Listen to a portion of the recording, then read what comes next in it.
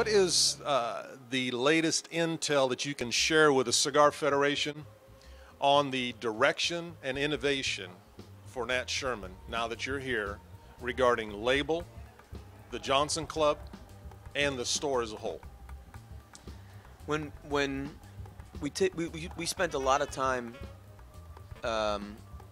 thinking about Nat Sherman and what it really means and represents, and we basically have come up with three sort of buckets that we're looking at the brand in. One is products. One is our flagship townhouse store, which we're in now, and then the other one is our heritage and history as a company and as a family. So the heritage and history piece is a result of the other two buckets because that becomes part, but it's important that we look at heritage and history and be inspired by it and use it when we're creating. So for the townhouse, we've made some changes that are not necessarily drastic changes, but just a little more philosophical changes. From a merchandising standpoint, trying to put products together that make sense, so that again, going back to the actual experience of shopping, that there's something more than just you want to buy this and I ring you out. Right. So it's important, if 10 years ago, 12 years ago, the role of a retailer was to have the best products and sell them. With the coming in of smoking bans, it's now become the retailer's responsibility to provide a place to enjoy the product they sell. That's a huge responsibility for a retailer now, because before you just sell the product. You don't eat your groceries in the grocery store, right. But now you don't drink your wine in a wine store, but now you need to create a place where you can enjoy the product that you sell.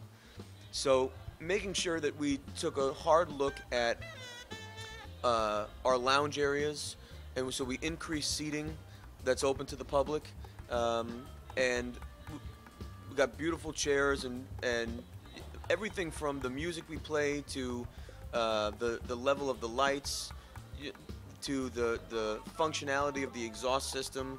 They're all things that are maybe minor things, but they're so important to make that experience better. So when you visit the townhouse, you should know where you are. It should feel as comfortable and welcoming as it did the last time you were here. But we're always going to change a little something here and there to keep that experience current and relevant. From a product standpoint, we're making a lot of interesting changes.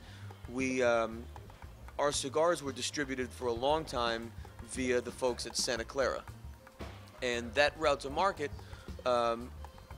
we certainly appreciated them doing it for us, and it got us into a lot of consumers' hands, but it also took us out of the route to market via brick and mortar retailers a bit.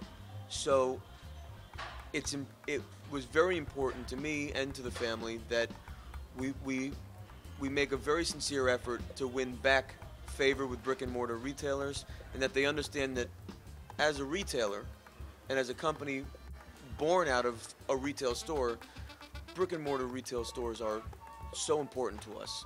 And so by taking back our distribution and selling it ourselves, it allows us to protect the price. It allows us to make sure that the stores that are selling our products are selling them in the right manner, for the right price, are representing the products properly, and are just overall in keeping with the same ethics that we as a retailer also maintain. So that's a big change from a system standpoint, that now we've taken back all our distribution and we're going direct to retailers to sell the product to their consumers at a price that's consistent everywhere.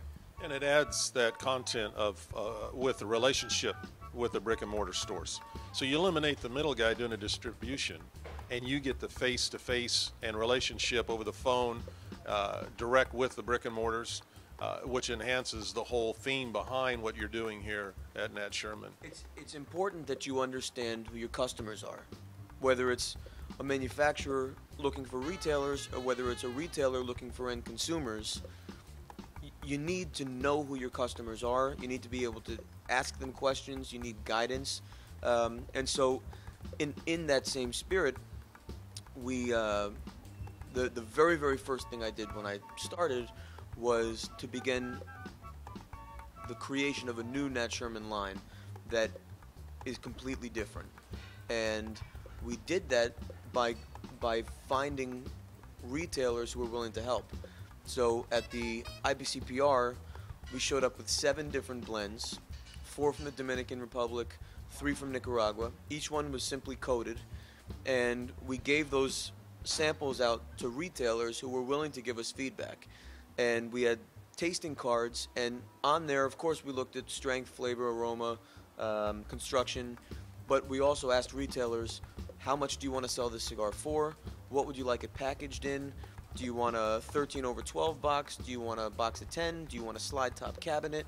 How much money do you need to make as a retail? All these different questions to make sure that when we launched it, it's not just a product that we want to sell, but it's a product that retailers want to buy and sell, and it's a product that consumers want to buy. So we got about 200 responses. 200 responses from consumers and retailers, and retailers really took it seriously. They really got into it and analyzed. Some of the greatest retailers in the country, spent a lot of time because it's as much theirs as it is ours. So that it's critical that they feel that this product is what they need. So we finally worked with the blends from the DR first, and came up with some subsequent blends based on feedback.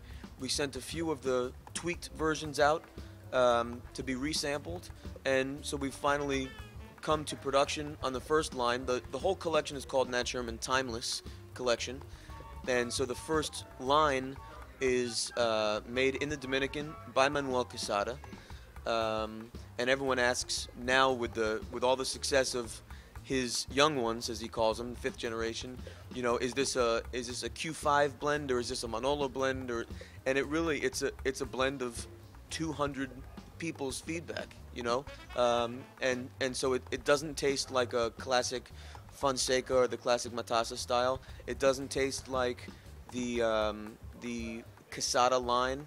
It really is a unique creation that is unique by itself. The whole experience, I really believe, tastes different, burns different, looks different, and so there's room in a store's humidor for this product because it's unlike the other things that are already there. Well, I'm smoking one right now, and I've got to say that knowing where it came from and who the blend master was, I'm impressed. It's not a typical anything from the Dominican. It has a new signature, a new personality to it, and I'm really excited smoking a cigar. The personality of it, everything about it, which we'll get into later, but I'm impressed. Something really important, when you talk about a Dominican cigar, the great thing about the Dominican Republic, for me, although the tobacco from the Dominican is incredible, for sure, the manufacturing talent in Dominican, for me, is unparalleled. So this blend, for example, uses tobacco from Honduras, tobacco from Nicaragua, and tobacco from the Dominican Republic.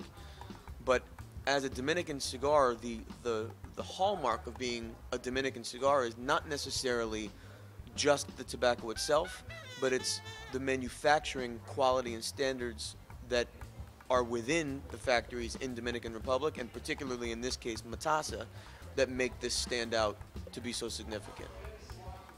We are live here at Nat Sherman with the great Michael Herklots. This is the Cigar Federation, and this is the Michael Herklots movie.